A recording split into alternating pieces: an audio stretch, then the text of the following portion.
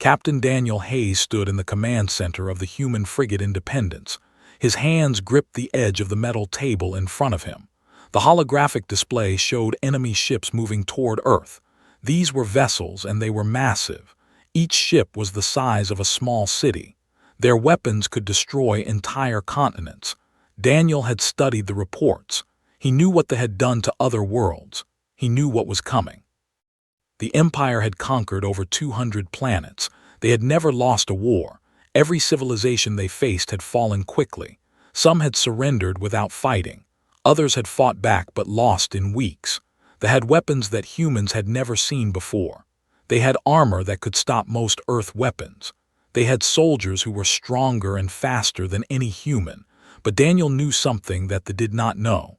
He knew that humans were different. Around him, his officers worked at their stations. Lieutenant Sarah sat at the tactical console. She was young, only 30 years old, but she had seen combat. She had fought in the last border war with the neighboring planet. She knew how to stay calm when everything was falling apart. Beside her, Commander Jack monitored the communications systems. He had been in the military for 20 years. He had trained hundreds of pilots. He knew how to command people in desperate situations. The radar screens showed the fleet clearly now. Over 50 ships approached Earth. Most were transport vessels designed to carry soldiers, but there were also combat cruisers and dreadnoughts. These were weapons platforms. They could rain fire down on any city from orbit. Earth had no ships that could match them. Earth had no technology that could match them, but Earth had something else. Earth had people who would fight even when the odds were terrible. Daniel opened a channel to the flagship. He had prepared this message in his mind for weeks. He had practiced the words. He needed to be clear. He needed to be honest. He needed them to understand what they were walking into. The holographic image appeared in front of him. It was Sovereign, commander of the forces. His body was made of crystal-like material that glowed faintly in the light. His eyes were bright and intelligent. He was tall, at least 3 meters in height. He looked down at Daniel with something close to pity. He had conquered so many worlds. He had defeated so many armies. What could one human captain possibly say that would change anything? "This is Captain Daniel Hayes of the United Earth Defense Force," Daniel said. His voice was steady. He had trained to stay calm in moments like this. "I am sending you a final warning. You should leave this system now. You should take your ships and go back to where you came from." Sovereign laughed. The sound came through the speakers like metal grinding together. "You are a primitive species in a primitive ship. Your planet will be ours by tomorrow morning. Your people will serve the Galactic Empire, or they will be destroyed. We have conquered worlds with far greater power than yours. We have defeated armies with far better weapons than anything you possess." Daniel did not react to the threat. He had expected this response. He continued speaking. "Sovereign, I understand that you believe what you are saying. I understand that your military record is strong, but you do not understand what you are about to face. The civilizations you have defeated in the past followed rules that you could predict. They valued their lives in ways that made sense to you. They feared death, and so they surrendered. But humans are different. We come from a world that tried to kill us every day. We evolved on a harsh planet. Every morning brought danger. Every night brought threats. We learned to survive not because we are stronger than others, but because we refuse to stop fighting." Sovereign's expression changed slightly. For just a moment there was something in his eyes that was not certainty, but it passed quickly. "You are wasting my time with words. Words do not stop weapons. Words do not stop soldiers. Your people will be conquered, and there is nothing you can do to stop it." Daniel took a breath. He had one more thing to say, and it was the most important thing. "You should understand that we will not surrender. We will not accept defeat. Our soldiers will fight until they cannot fight anymore. Our civilians will resist your occupation. Our engineers will work day and night to defeat your technology. We will use your own weapons against you if we can. We will learn your tactics and turn them against you. And we will keep fighting even when you think we should have given up. This is the nature of human beings. We do not know when to stop fighting. We do not understand the word surrender. So I am warning you now as a courtesy to another military leader. Leave this system while you still can, or we will make you pay in blood for every kilometer of ground you take from us." The communication ended. Sovereign stared at his display for several seconds. He had heard defiance before. He had heard desperation before. But something in Daniel's words was different. Something in the human captain's certainty had touched something deep in the commander's mind. For a moment, wondered if he should reconsider. Perhaps a human captain would not speak with such confidence unless there was a real reason. Perhaps the humans truly were different, but had a reputation to maintain. The Empire was watching him. If he retreated from a primitive world, the other commanders would see him as weak. They would challenge his position. They would question his leadership. And besides, he had conquered over 200 worlds. What could one planet possibly do? They had armor that could stop human weapons. They had weapons that were more powerful than anything Earth could create. They had numbers. They had technology. They had everything they needed to win. Made his decision. He ordered the fleet forward. The ships accelerated toward Earth at full speed. The invasion would begin at dawn. In the command center, Daniel watched the fleet move closer. He turned to his officers and gave them their orders. Every ship was to be ready for combat. Every soldier was to be in position. Every defense system on Earth was to be activated. They would fight. They would lose soldiers. They would lose cities, but they would fight. Because that is what humans did. That is what they did not understand. Captain Daniel Hayes looked at the holographic display one more time. The enemy ships were still out there, still approaching. But Daniel did not feel fear. He felt something stronger than fear. He felt purpose. He felt the weight of responsibility.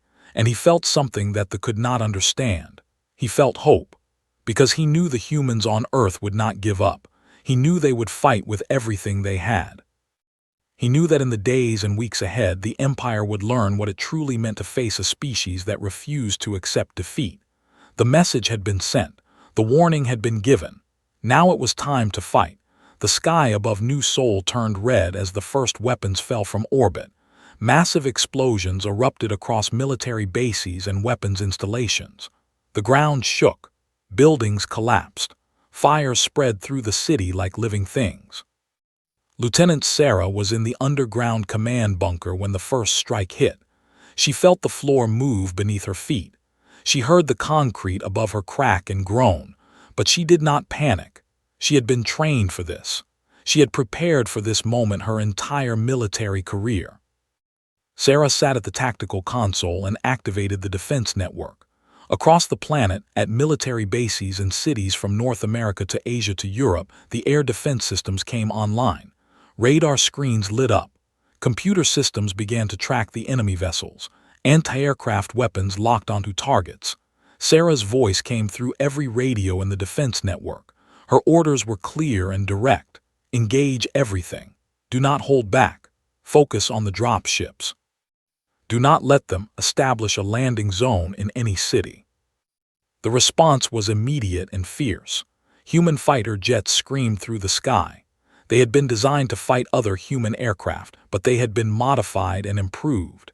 Engineers had worked around the clock to install new weapons and new defensive systems. The jets were not as advanced as fighters, but humans knew how to fly them. Humans knew how to push them to the limits. Humans knew how to win in a dogfight through skill and courage. The first transport ship was hit by multiple missiles. Its armor was strong, but human weapons were designed to penetrate armor. The transport exploded in the sky, and hundreds of soldiers fell to earth in pieces. The next transport was hit seconds later, then another. They had expected some resistance, but they had not expected this level of coordination. They had not expected humans to attack with such intensity. They had not expected the humans to focus everything they had on stopping the invasion. But they had numbers. For every transport destroyed, there were 5 more coming down. The dropships descended through the fire and smoke. They landed in the streets of New Sol and other cities. The cargo doors opened and soldiers poured out. They wore armor that could stop human bullets. They carried weapons that burned with plasma fire. They moved with perfect precision, following their commander's orders without question. They were built to be soldiers. They were built to kill. They had never met an enemy that did not break under their assault. On the streets of New Seoul, humans waited. Engineers like had organized the resistance in the days before the invasion was not a soldier. He was a construction engineer who had spent his career building buildings and bridges. But he understood structure. He understood how to organize people. He understood how to create systems that worked together. In the 3 days before the landed, he had brought together construction workers, factory employees, and ordinary civilians. He had trained them. He had given them weapons. He had created a network of resistance cells that was ready to fight. The first patrol walked into an ambush. They did not see the humans hidden in the buildings around them. They did not understand the trap until the weapons opened fire. Soldiers fell. The alien warriors returned fire and the buildings erupted in flames, but the humans did not stop fighting. They retreated to the next position and set another ambush. Then another. They did not try to destroy they knew they could not. They only tried to slow them down. They only tried to make the invasion cost more in lives and resources. The key to human resistance was simple. Humans were willing to die to protect their families. A mother would throw herself in front of a plasma weapon to shield her children. A father would hold an ambush position even when he knew it meant his death.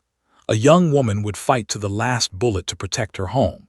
They had conquered many worlds, but they had never encountered an enemy that would trade their lives for the lives of their families. The aliens fought for the empire. They fought for glory. They fought because that was what they had been created to do. But humans fought for something deeper. They fought for people they loved. In the Pacific Ocean, Admiral Lisa commanded the carrier battle group from the USS Independence. The ship was the largest and most advanced vessel that Earth had ever built. It carried fighter jets and weapon systems. It had armor and shields. It was not as powerful as a combat cruiser, but it was crewed by humans who would not surrender. Lisa had inherited her family's military tradition. Her grandfather had commanded ships in a war decades ago. Her father had served as an admiral, and now Lisa would command in the greatest battle Earth had ever known. The combat vessels approached from space. They descended through the atmosphere with their weapons firing. They expected the human ships to run. They expected the battle group to scatter and try to escape. Instead, the human ships moved into attack positions. The fighter jets launched from the carrier deck. The ship itself began moving, using underwater camouflage technology to hide from the sensors. They found that they could not get a clean target. The human fleet moved like water, flowing around obstacles, adapting to every threat. The first combat cruiser suffered a direct hit from a human torpedo. The alien ship was damaged but not destroyed. It fired back, and one of the human destroyers took a plasma hit. The ship caught fire and began to sink. But the crew did not abandon the fight. They continued firing their weapons until the ship went down. The humans would trade ships for time. They would trade lives for the chance to hurt the enemy. They would keep fighting no matter how many ships they lost, because they understood that surrender meant death anyway. The battle raged through the day and into the night. The sky above New Seoul filled with fire and smoke. The waters of the Pacific turned red with blood. Thousands of humans died. Thousands of soldiers died. They had assumed that after the first wave of attacks the human resistance would collapse, but it did not collapse. It only grew stronger. They killed a family and their neighbors grew more determined to fight. They destroyed a city, and the survivors in the countryside organized new resistance cells. The humans did not break. They adapted and fought harder. Sovereign watched the reports from his flagship. The invasion was not going according to plan. Casualty rates were climbing. The human resistance was not weakening. It was growing. The commander who had conquered 200 worlds found himself facing something he had never truly experienced before. He was facing a species that would not surrender no matter how many died. He was facing an enemy that understood something about warfare that they had forgotten. He was facing humans. 6 weeks into the invasion, they controlled the major cities across Earth. They occupied the capitals. They held the industrial centers. They had established military bases in what had once been human cities. but they did not control the planet. Beneath the cities, in caves and tunnels and abandoned mines, human resistance continued. In the mountains and deserts, humans moved in the darkness. They had won the battles for the surface, but they had not won the war. Corporal Jack led a reconnaissance team through ancient mine tunnels beneath the Canadian Rockies. The tunnels were dark and cold. There was no light except the small lights on the helmets of the soldiers. Jack moved carefully, his rifle ready. His team consisted of 5 soldiers. They were trained and disciplined. But more than that, they were humans who understood how to survive in harsh places. Earth had taught them.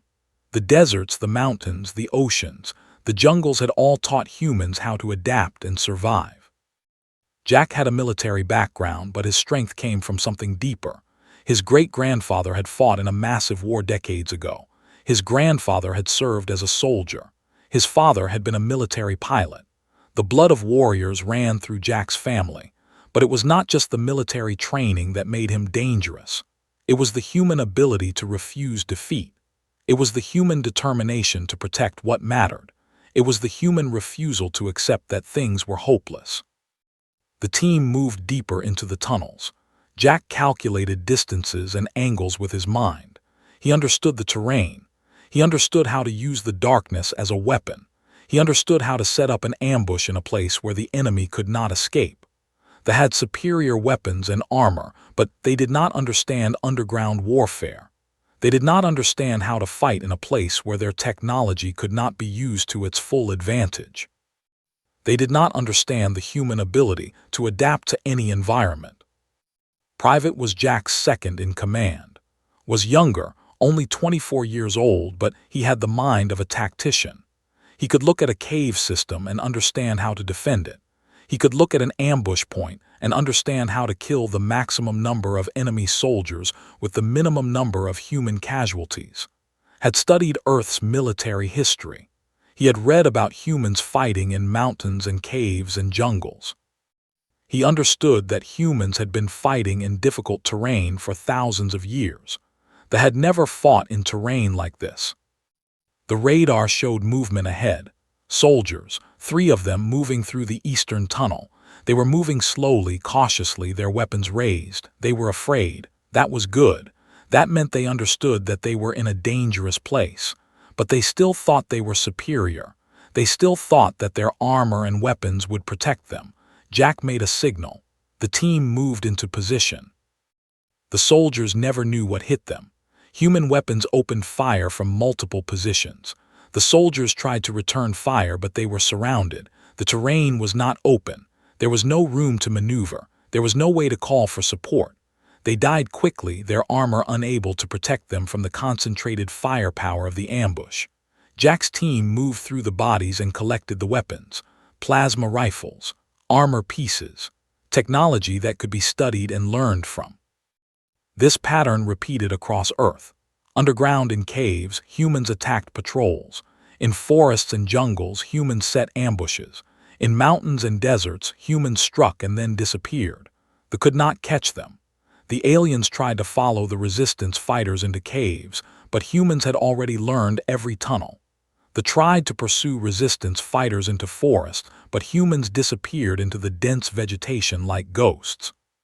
They tried to hunt the humans across deserts, but humans had learned from thousands of years of living on a harsh planet how to survive in places where water was scarce and heat was deadly.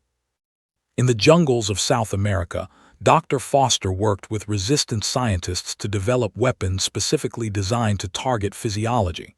Was a chemist by training. She understood how atoms and molecules worked. She understood how to create reactions that would poison or burn or explode. She had begun her career creating medicines to help humans, but now she created things designed to kill. Studied captured soldiers. She studied their blood and their tissue. She learned what they were allergic to. She learned what would disrupt their nervous systems. She learned what would penetrate their armor. And then she created weapons designed to exploit those weaknesses. Humans had hundreds of years of experience in chemistry and medicine. They had conquered with weapons and soldiers, but they had not conquered the human ability to study and learn and adapt. In the deserts of North Africa, Colonel Henry organized a supply network that stretched across thousands of kilometers. They had weapons and armor and soldiers, but they needed supplies. They needed food. They needed ammunition. They needed fuel for their ships. Henry understood something that the commanders had not learned. A military force could be beaten not just by direct combat but by cutting off its supplies. He organized every resistance cell to attack supply convoys. He hid ammunition and weapons in caches across the desert. He created supply lines that kept human resistance fighters fed and armed. And he slowly, methodically, starved the occupation forces. 3 months into the underground war, they were facing problems they had never expected. Casualty rates continued to climb. Supply lines were constantly under attack. Soldiers were dying in ambushes they could not prevent. The commanders expected the humans to break. They expected that after enough time and enough losses, the humans would give up. But the humans did not give up. They did not break. They only fought harder. Sovereign received reports from every occupied region. The invasion that should have taken weeks was becoming a long, bloody conflict. The humans were learning. They were adapting. They were using technology and tactics against the soldiers. They were organized and disciplined. They refused to surrender. They refused to break. And they were making the empire bleed. For the first time in his military career, Sovereign wondered if he had made a mistake. For the first time, he wondered if the humans truly had been telling the truth. For the first time, he wondered if the empire could actually lose a war. 5 months into the invasion, the casualty count had reached levels that could no longer be ignored.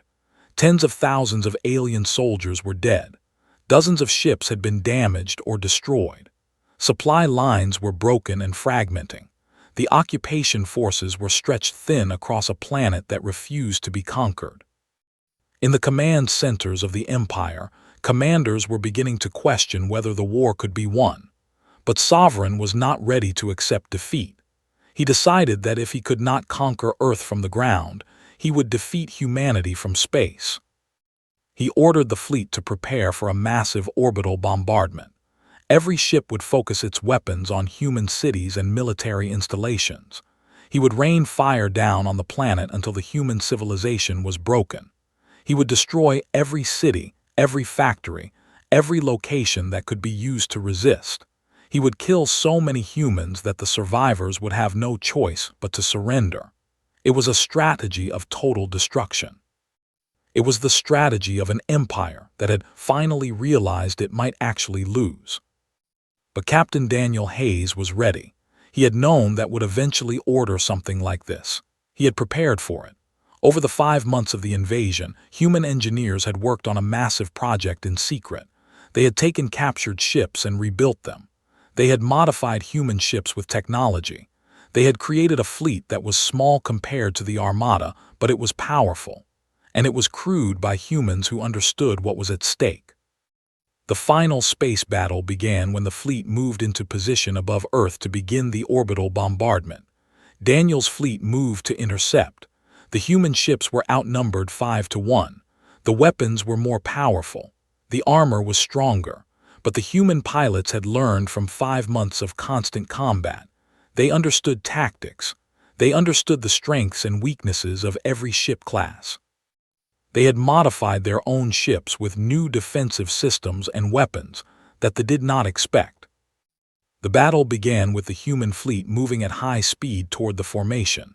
They tried to maintain their formation, but the human ships attacked with perfect coordination. 3 human fighters attacked 1 cruiser, firing from multiple directions at once. The cruiser could not respond to all the attacks at the same time. It took damage. Then another group of fighters attacked it from a different angle. The cruiser's armor held, but cracks appeared. The ship was forced to fall back. This was the strategy that humans had learned from thousands of years of warfare. Attack with overwhelming force in one location. Move that force to the next location. Never give the enemy time to recover. Never give the enemy time to organize. Keep attacking until the enemy breaks. They understood tactics, but they did not understand the human obsession with persistence.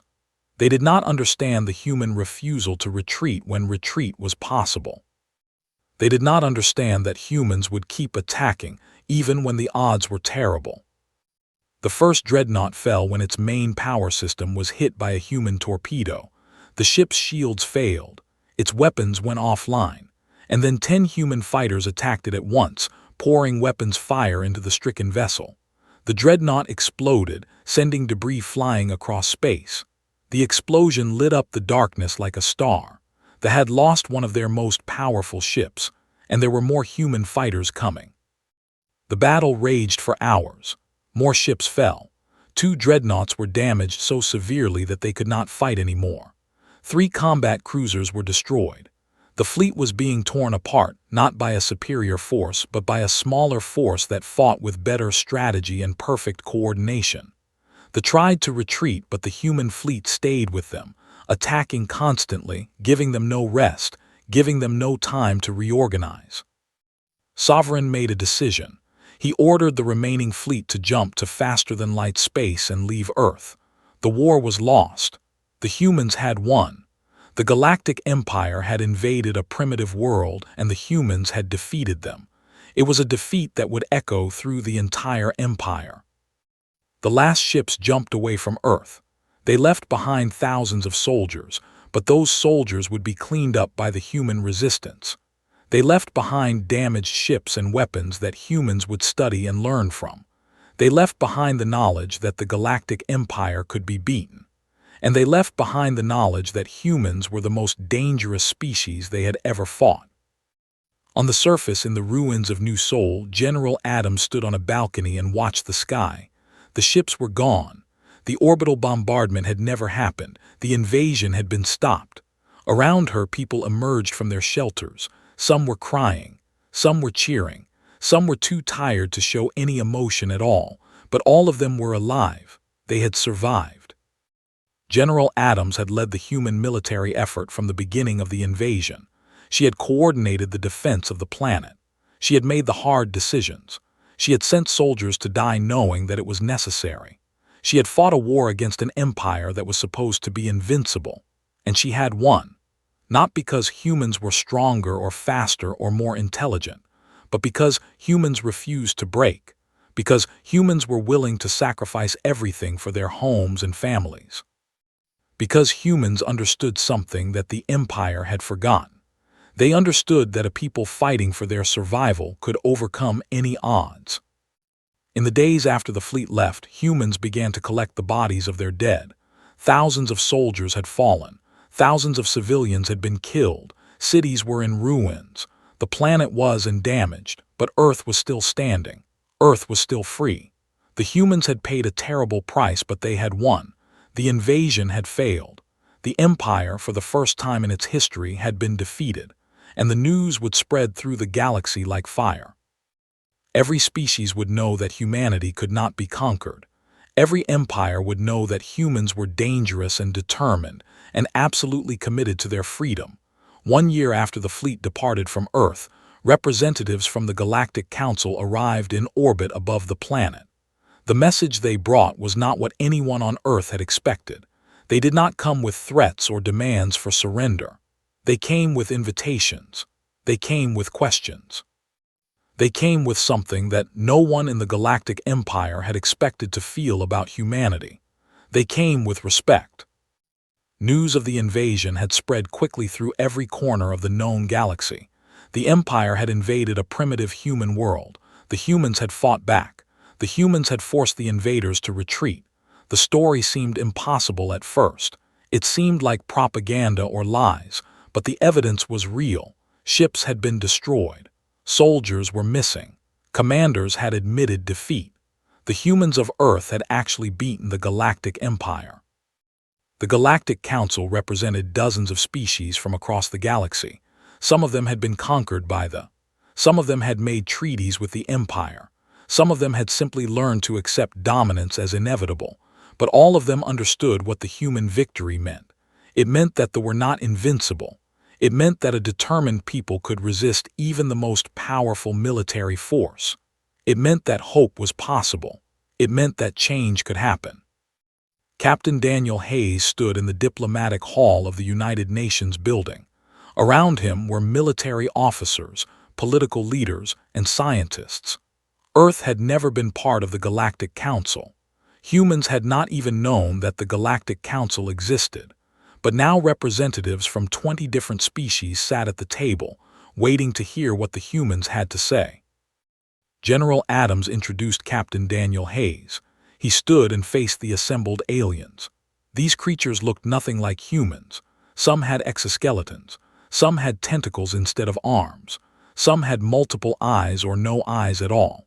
They represented a civilization that was far older and far more advanced than anything Earth had ever created. But Daniel did not feel small or insignificant. He felt proud. He felt like he was representing something that these older species had forgotten. "I want to thank you for coming to Earth," Daniel began. His voice was calm and strong. "I want to thank you for recognizing what my people have accomplished, but I also want to be clear about something. Humanity is not a military power. We do not dream of conquering other worlds. We do not want to build an empire. We are artists and scientists and farmers and builders. We are people who want to explore the galaxy and learn from other species. We want to share our culture and learn your cultures. We want to trade with you. We want to make friendships that will last for centuries." Daniel paused. He looked at each alien representative in turn. He needed them to understand what he was about to say next. He needed them to understand that what he was saying was not a threat but a reality. It was something that they needed to know and remember. "But understand this," Daniel continued. "We will defend our home, we will defend our families, we will defend our freedom. If any power in this galaxy threatens humanity, we will fight. We will fight with every resource we have. We will fight with every ounce of strength in our bodies. We will fight in ways that your species may not have experienced before. We will not surrender. We will not break. We will not give up no matter how many of us die. Earth is our home, and we will defend it with our lives." The Galactic Council fell silent. The silence was not uncomfortable. It was the silence of species that understood something important had just been said. It was the silence of people who realized that the human victory had not been a lucky accident. It had been a demonstration of human nature. It had been a demonstration of what humans became when they fought for their survival. Over the following months, agreements were negotiated. Earth would join the Galactic Council. Humans would be allowed to explore space and establish trade routes with other species. Human technology would be studied. Human military tactics would be analyzed. And every species in the Galactic Council would know that humans were dangerous. Not because humans wanted to be dangerous, but because humans refused to accept defeat. Captain Daniel Hayes returned to the Independence. The ship had been damaged in the war, but humans had repaired it. Humans had learned how to take technology and integrate it with human design. The Independence was now a ship that could sail between stars, carrying humans to explore new worlds and meet new civilizations. In the years that followed, humanity spread across the galaxy. Humans established colonies on new planets.